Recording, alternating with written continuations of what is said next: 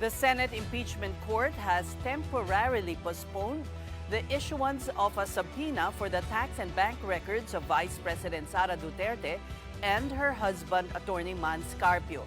They said this will instead be discussed on Monday, July 20, so that senator judges can further study the matter.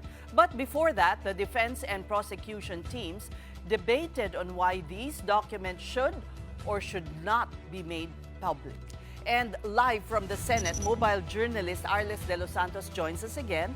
Arles, what were the main points raised by both sides?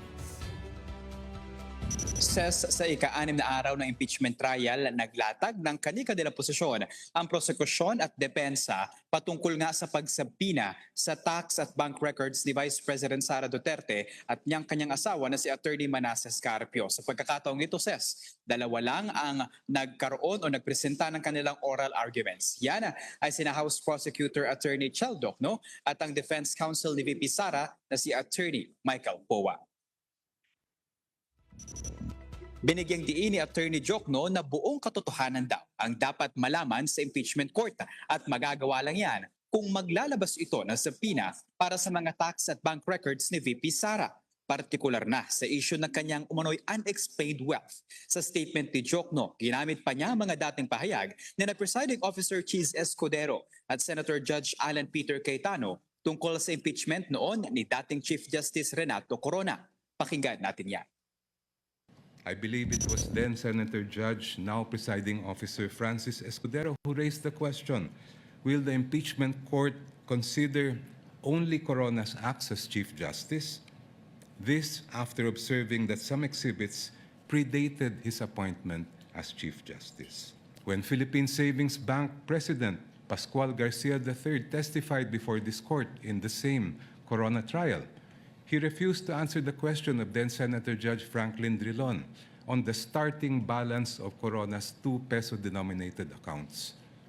But, if I'm not mistaken, it was Senator Judge Alan Peter Cayetano who said that records of initial deposits are among the quote-unquote opening documents that should have been brought to the impeachment court. Kailangan makita ng publiko at ng mga Senator Judge ang tunay na kulay ng Vice Presidente at larawan ng kanyang buong pagkatao bilang isang lingkod bayan. Gumanti naman ng argumento si Defense Attorney Michael Powa.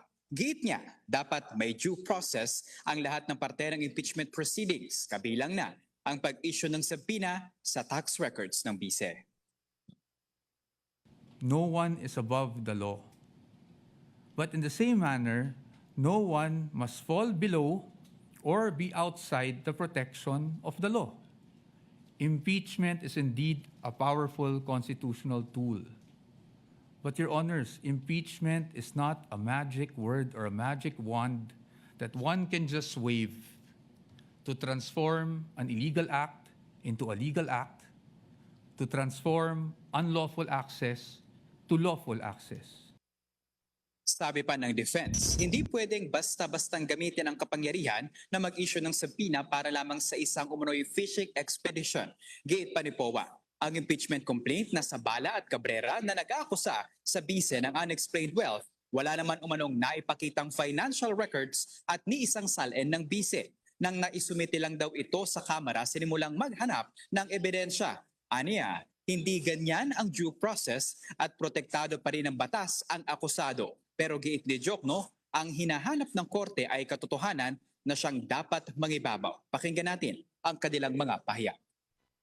Due process requires, Your Honor, that we also respect the protections afforded by law on the respondent.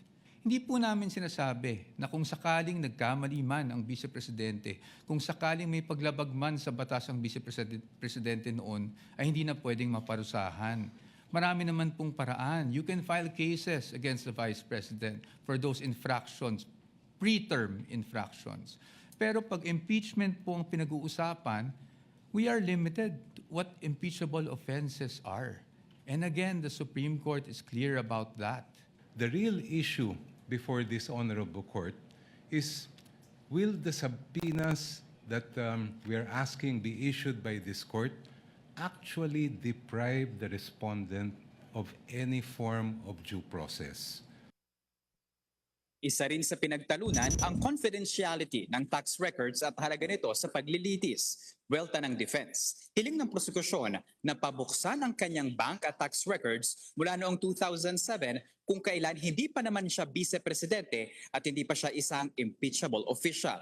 Maging ang record ng asawa ni VP Sara, hindi rin daw dapat isa publiko dahil hindi naman siya ang pinapa-impeach na opisyala. Pero ayon kay Jokno, kinilala ng prosekusyon ang kapangyarihan ng impeachment court na duminig sa impeachment case ng pinakamatataas na opisyal ng gobyerno. At sana daw ay gamitin ng korte ang extraordinary powers nito na pabuksan ang nasabing mga dokumento dahil maging sa bank secrecy law ay nakasaad daw na kabilang sa exemption ay ang impeachment case.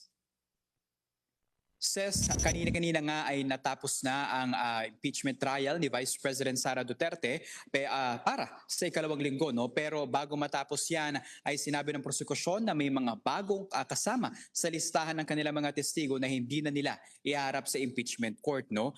Ayon kay lead prosecutor from the House of Representatives na si Attorney Jervil Ruistro ay hindi na raw umano mahalaga yung kanilang mga testimonya. No? Kasama dyan sa mga hindi na ipepresentang witness ang dalawang mamamahayag na present doon sa viral at online press conference ni VP Sara noong 2024 at hindi na rin paharapin ang representative from the PNP Firearms and Explosives Office, ang sheriff na si Abby Andres, yung umano'y sinuntok ni VP Sara Duterte a decade ago, ang isang psychiatrist at ang family member ng alleged victims of the threats. Kanina din no, ay pinag-usapan yung bakit daw maraming sinasabi at tila dagdag no, na impormasyon na sinasabi ang lead counsel at ang lead prosecutor ng prosekusyon. No? Kasi no, kung maaari daw sabihin lamang ng prosekusyon yung pangalan ng mga witnesses na nais nilang i-withdraw sa kanilang presentation at wag na daw magdagdag